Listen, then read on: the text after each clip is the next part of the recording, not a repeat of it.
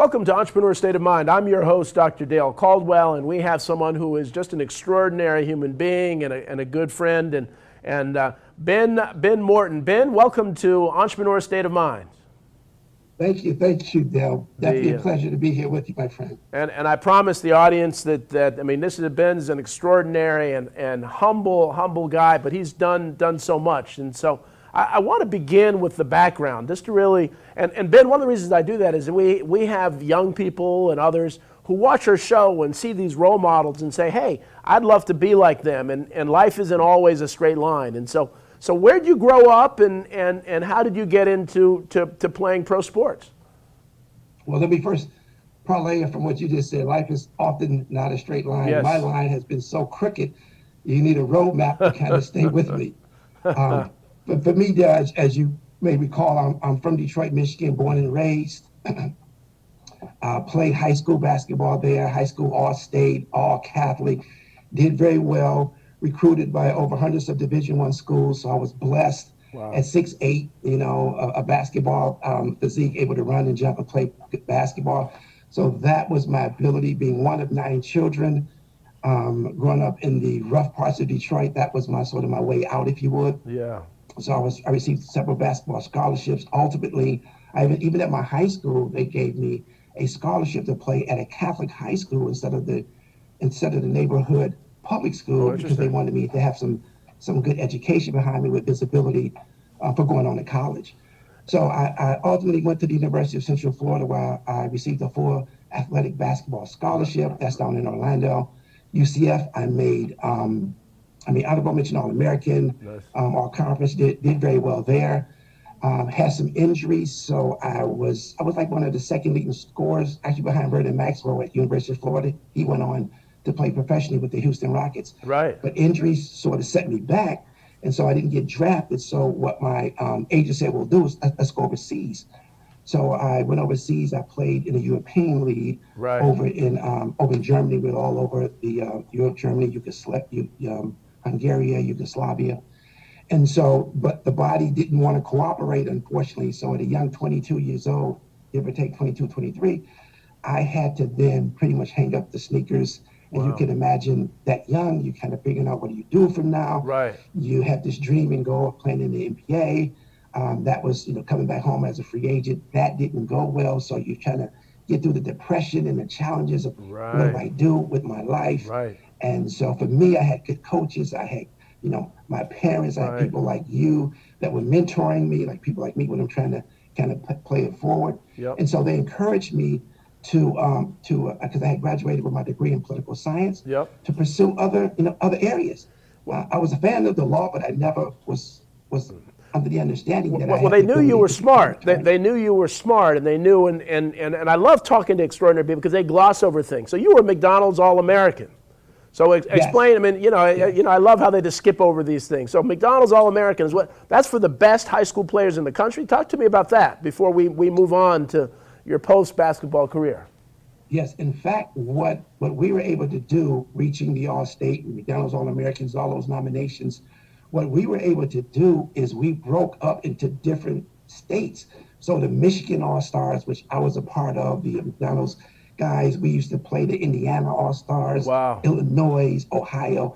So it was such an exposure. We went to several different camps. We was exposed. Even some NBA scouts was actually, even though it was at the high school level, they were watching us and they're looking at it. So you traveled the world. You was able to understand that there is more to life, than just, what you're doing in your neighborhood in Detroit, Michigan. Right. So it allowed you to kind of grow emotionally and mentally, see the competition, meeting young Black men from all over different states. And it just allowed you to grow in a way with the right coaches and mentors behind you, just way beyond basketball. Because what you later learn is that just a handful of you will make the NBA. And that fact, some guys that don't even make the McDonald's All-American, they'll grow and mature later, and they'll get to the NBA, and So many of the stars have to be aligned, help, the right coaches, the right team, the right collaboration, the right mixture. But Ben, also talk about, but also talk about, see, and this is where part of the challenge is people don't know what it's like growing up in a poor, urban community. I mean, they're folks, they're young people in New York City who've never been on an elevator, who've never been out of the city. And so sports helps you, because if you didn't play sports, just talk about what, the lack of exposure that you would have had. And so I just love your exposure first nationally and then internationally. But say a little bit about growing up in the neighborhood as a young person, because people don't understand that.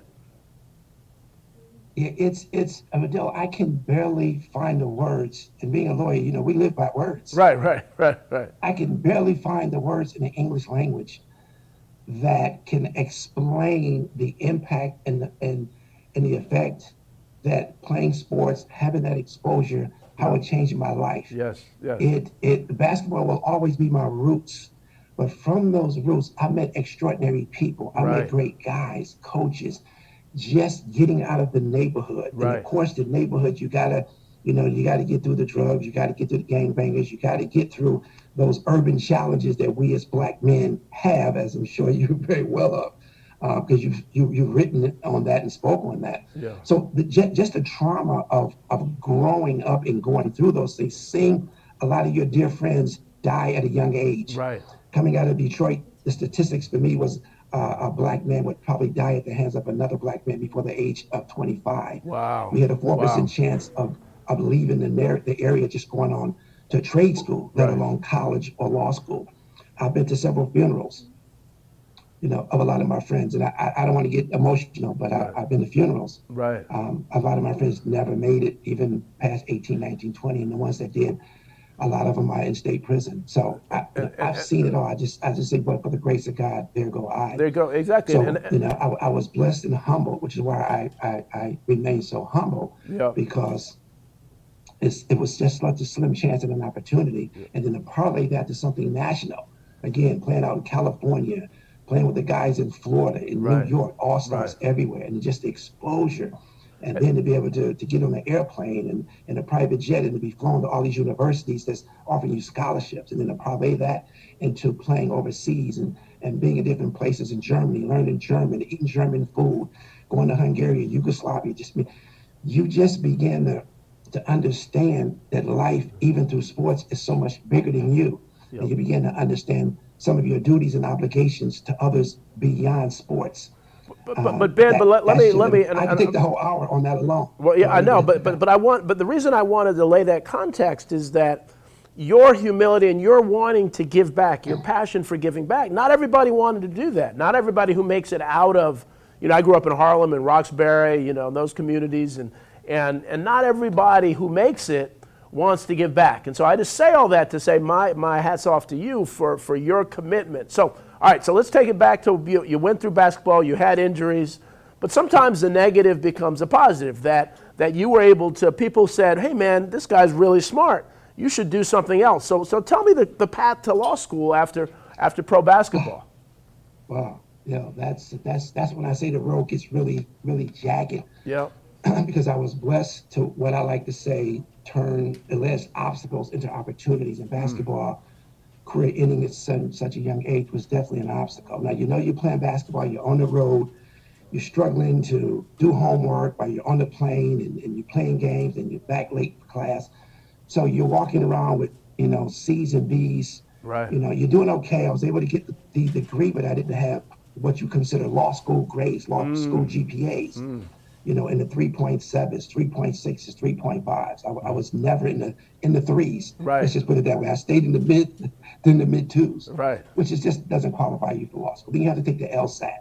I'm like, what is this? Is it Chinese? Right. Is it French? As I'm reading preparing for the LSAT. I'm right. Like, what is this? Am I supposed to really pass? So I didn't do well on the LSAT, even for African Americans. Mm-hmm. I applied to 9 law schools. No, I got 8 no's. Wow. Even a couple of HBCUs, Howard's. Wow. It was just like, no, you just don't qualify. Right. But again, turning those obstacles into opportunities, and just being steadfast. And my mom and dad, may they rest in peace, they raised me very well. They never raised me to quit and give up. Mm-hmm. And so I just have to give the people that God had put in my life that played such a major role when I was a little knucklehead running around the streets of Detroit, that helped lay that foundation. So I applied to 9 law schools. I got 8 no's and I got 1 maybe.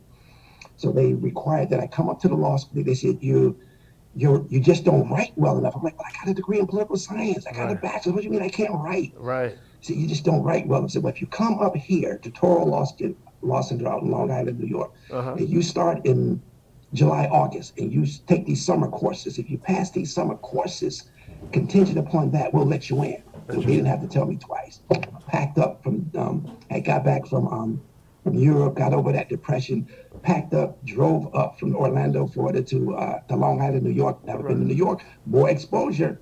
Right. You know, you see New York City, awesome place to be. Right. Drive out to Long Island, take the courses, focus down. I was able to pass those summer courses, improve my writing. Wonderful. They told me, we don't think you're going to make it in law school, but we need, affirmative action was definitely a factor. I thank God for that. Right. They said we need our numbers up for African Americans, especially male. We're going to let you in, and they're going to roll the dice. And I told them, you roll the dice for me, that's a pretty good bet. Wow. I got it down and I did it. I pulled it off in 5 years, though. That's another story. Yep. I made it in. Well, but so let's stop there because one, that's such a powerful story that people don't realize is that there are a lot of smart people just need a chance. Just give them a chance, and they didn't have the opportunities that others had, and so you turn that chance into making a big difference. So when anybody talks about affirmative action, talks about special programs, that is, and I appreciate you being honest about that, Ben, because that was the best investment society could have made in people like you. And so you went through, you graduated. What was next right after law school?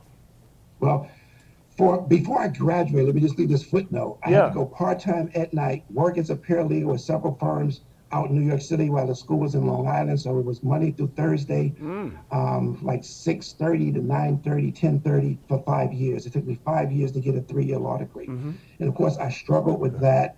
Had some really good professors, so I was able to finish at the bottom of my class. When I finished, I got the same degree that the kids at the top of the class got. Nice. Many of them had concerns that I had taken the place of another student academically more qualified. So that was a bit of a distraction, but I didn't let that preclude me from getting it. So I got the degree, and oh boy, I thought that was a battle. There's this crazy thing called the bar exam, and it is certainly a bar. So we're going to take a commercial break now, and then we're going to get to that. But this is really just a very, very powerful story, and then we'll get to, I want to get to all the incredible things that you are doing now. So again, this is Entrepreneur State of Mind. We will be right back after the commercial break.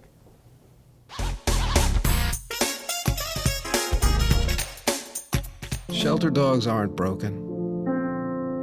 They've simply experienced more life.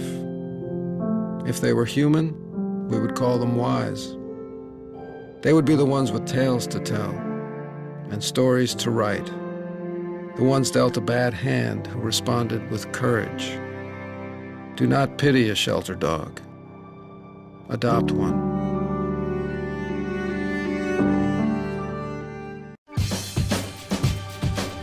Say we've got grit, and we'll take it as a compliment. Because it's our uncommon drive, our spark within, that brings us together and sets us apart. We are temple made. And when others take shortcuts, when others take breaks, when others take the easy way, we take charge. Add us. Take a breath.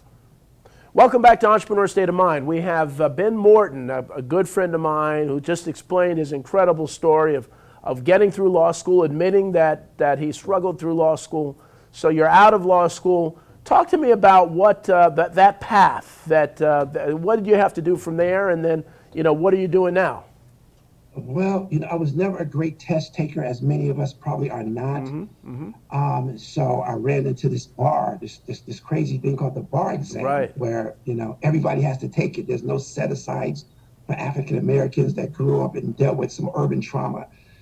We had to take the same exam. Right. So most of my friends were taking New York and New Jersey because the states are combined. So they worked out a 3-day schedule where you could take both. Right. And some was taking like New York and Connecticut. So I tried to actually do that, which was a mistake, but I was trying to maximize my opportunities.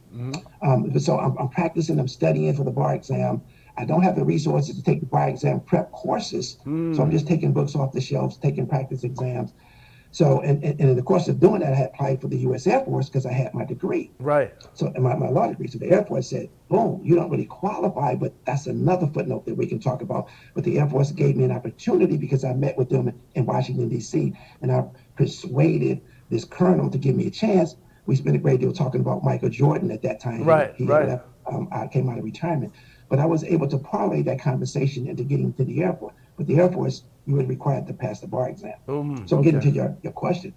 So I'm studying for the bar exam. It's offered twice a year, February and March. So I take February, I fail.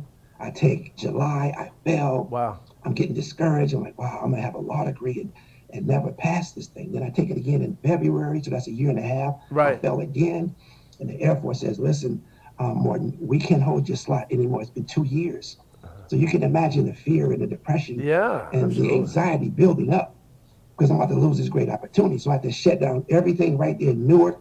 I moved into the YMCA. I put duct tape over the vents to keep out the roaches and the rats. Wow. And I was across the street in Rutgers, or I was across the street in Seton Hall every day, 9 to 5, full-time job. That's all I did on the fourth try. And I was blessed to walk out of the YMCA and get notified that I had passed the New Jersey bar exam. Nice. One of the top scores. I scored well enough where my MBE, which is a multiple bar exam score, it allowed me to apply for my license in DC without having to take the DC exam. Oh, really? Oh, wow. Then I went on because I was able to master the exam. I took it past Maryland. I passed Maryland. Nice. I took it past Florida. I passed Florida. So one of the things I like to offer going forward is helping coach kids through law school and even the struggling with the bar exam, because I have been blessed with a way. It's a system there, like everything else. Wow. Wow. And I was able to come up with a system to help me pass. And the Air Force was like, come on in, my friend. You got it. I became a military lawyer, JAG, with the U.S. Air Force. Well, that is just, I mean, that's just an incredible story. And obviously the sports training helped you through that. And again, I appreciate you being open and honest. And that's so many folks. It's not about intelligence, it's about preparation. A lot of people have money just to pay for a prep course. You didn't have that money and you had to buckle down. So you went through the military, you had a successful legal practice, and we could spend a whole section on your incredible legal practice.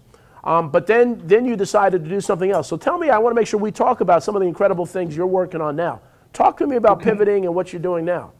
Yeah, believe it or not, as a trial lawyer, I was a pretty good criminal defense lawyer. I was a federal prosecutor, special assistant U.S. attorney with the Air Force. I parlayed that into the Morton Law Group, and I wanted to, hang my shingle, be an entrepreneur, and practice law my way. And my dream was to bring a high level of legal representation to a demographic of people that look like me. Right. That historically had to go with legal aid or public defender. So I was able to put together a system of litigation, a trial system where I could handle cases where most lawyers would charge, 6 figures for. I could do it for low 5 figures and still be successful. So I was not prepping for what I'm doing now, right? But it looks like that some things were happening behind the scenes, right? So I eventually closed the practice up in Jersey, moved back to Maryland. To being a dad, you can relate to this. Our daughters are about the same age. To get back to my daughter, she was 16. She had a boyfriend. She needed dad closer. Right. So I had to get up that I-95 corridor commute, relocated back there, do some consulting work as I was being more of a dad with her, and so the opportunity came about where some friends of mine in Detroit heard, oh my God, Big Ben is a lawyer. What? Not that knucklehead. And he has a law firm. You got to be kidding me. Right. So they started reaching out to me on Facebook. You know how that social media and stuff. Those old heads be like, okay, whatever. At the end of the day, a buddy of mine invited me. He said I should write a book. So we talked about writing a book. And I always wanted to write a book called From Court to Court, the basketball court to a court of law. Right. So he was encouraging that. Nobody's going to read my book. I'm going to put $1 million aside one day. I'm going to get a laptop and I'm going to go write the book. Right. He said, dude, that's never going to happen. And people need to hear what you're doing and what you've done. Right. So he convinced me. So we were chopping it up. We're working on potentially an outline for this book. And then he tells me about this super guy who he just got a meeting, Dr. Reuben West. and he was taking a delegate of folks over to Kenya, Africa. Okay. And he wanted speakers, and he just wanted to change Africa and give back. And I'm like, dude, I'm so not in that class. You're kidding me, right? First of all, who's going to listen to what I say? And second of all, I'm not a public speaker. He said, you have the foundation. Come over. So I go over to Africa, Kenya. I got back about maybe 2 weeks ago. Right. Over there, I was able to give 2 speeches, one of which I didn't anticipate, which was for recovering drug addicts. Right. They treat them very badly. That was impromptu. I was able to do that, and that just parlayed into so many opportunities, prison ministries and everything. Interesting. And then I was able to give the presentation that I was brought over to give, which was something that I came up with, what I was contemplating in the book, is the power of the positive pivot. Right. If you know anything about basketball, you know, when you make that pivot on the low block, you're unstoppable. Right. And that puts you in a much better position to score. Obviously, the closer to the basket, the more powerful the pivot, the higher percentage you have of scoring, like anything in life. So, so that was put in my spirit to come up with this power of the positive pivot. I had no idea, Dale, that, my brain worked that way. Yep. But I was able to parlay that and say, listen, come over here to Africa, talk to people, come to Nairobi, share that power of the positive pivot. Right. And my boy was like, dude, that's a movement. This could touch so many people. I'm like, yeah, whatever. Okay, we'll see what happens. I'll go as a friend to support you. Dude, I go over there and it just blows up like wildfire. I'm talking about the pivot. I'm on the stage. I'm pivoting. I got my basketball, and I'm showing how that I'm basically training people how to master the ability of pivoting through life's most egregious challenges and decision making, and it can help you build professional development and personal development, deal with issues and problem solving. And so Ben, so the pivot. So talk a little more. So the pivot is really kind of adjusting. You're facing a challenge, then you pivot for success, right? Is that? Say a little more for the audience about that, because I want to get and use that ability to pivot to it. The P is to start out positive. Right. So everything that you want to do in life, you want to land with a positive attitude. That's the first and foremost. And you have to identify the issues, which is one thing that lawyers are trained to do. If you pivot positively, but you end up identifying the wrong issue, right, you're going in the wrong direction. So I teach people how to identify the issues before them and to do them in such a positive way that you can control that narrative and you can draft that issue and apply the issue in a way that's going to help you. But you can gain and grow, and you can also give back. If you can draft that issue and focus that issue with those 2 G's in mind, then you're okay. Right. You're going to be okay. The V is visualizing. You got to visualize yourself. Okay. Shooting the basket, going to court. Right. Speaking in front of a church. Interesting. Becoming a doctor. You got to just actually see it, visualize. Then the O is you got to own it. You have to own your failures, own failing the bar exam, own it not getting into school. There's other factors, obviously, being black, being poor, being this and that. Those are factors. You own those factors, but you allow those factors.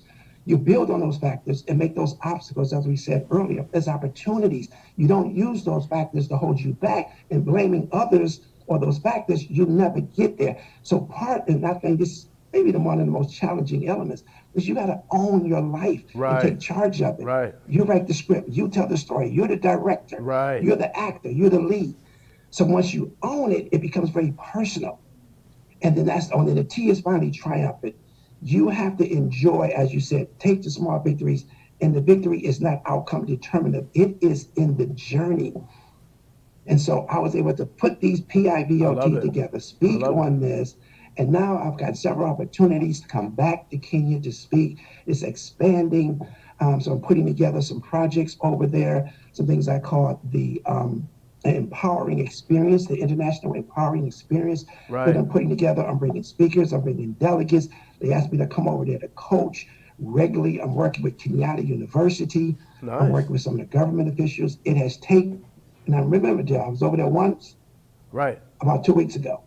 And I haven't been able to sleep since I got back. Wow.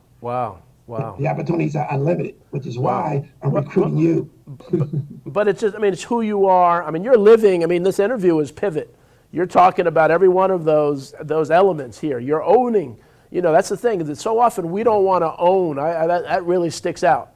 We don't want to own our failures. We want to pretend like everything was copacetic. And so I really appreciate that, and I'm really looking to partner with you on a lot of the things that you're talking about. And so Kenya, you're doing stuff there. What's the future? What's your longer term goal as you're building on this incredible opportunities? Well, I'll have to be candid with you again because this just happened a week ago, and I'm like, okay, I'm scratching my head down. I'm still processing being back from Kenya. Right. And I'm processing the fertile, they've only been an independent nation since 1963 when they broke off from Great Britain. So Right. the land is fertile. There's so much of a need and there's so much opportunity where I'm still taking notes. I'm processing it. As you know, I'm in Kansas now with my business partner. We're putting together opportunities and things. I see this as a way to teach to bridge the gap from Africa to Kenya, and a way to teach the Kenyans and the Africans as they work with me and work with the Americans in pivoting, as the country is in such a pivotal state. Right. I like to say they are in a positive posture to pivot. So Perfect. they're in a posture where with me coming in to do what I can and as humbly as I can is to make a difference. Yes. And to help them with their infrastructure, help them with their education, help them with just all types. We talk about connecting the churches. We're connecting businesses. I attended an first international business summit over there, where I'm connecting Kenya businesses in Kenya that don't even know about each other. Wow. But Kenya businesses across the Atlantic Ocean to work with American business, and American businesses are coming over there. I'm lining up teachers and speakers. Like I said, we're working with Kenyatta University. One young lady said, because I'm in the DC area, hey, we can hook up Bowie State with a program at Kenyatta University. So this is. I know I'm all over, but I'm telling you, it's just a lot there. I can't tell you specifically that I'm going to do this, and this, because that's amazing. I'm going to do it all. Well, this is, again, and this is just the perfect time to really, have you on the show as you're starting. We're going to have you back as it grows. Unfortunately, Ben, we're at the end of time. This 30 minutes goes by so very, very quickly. Yes, but again, I want to thank you so much for being on the show. I'm looking forward to doing a lot of things with you going forward. I want to thank our audience for watching Entrepreneur State of Mind, and we will see you all next week. Take care. Yes. Bye-bye. Thank you.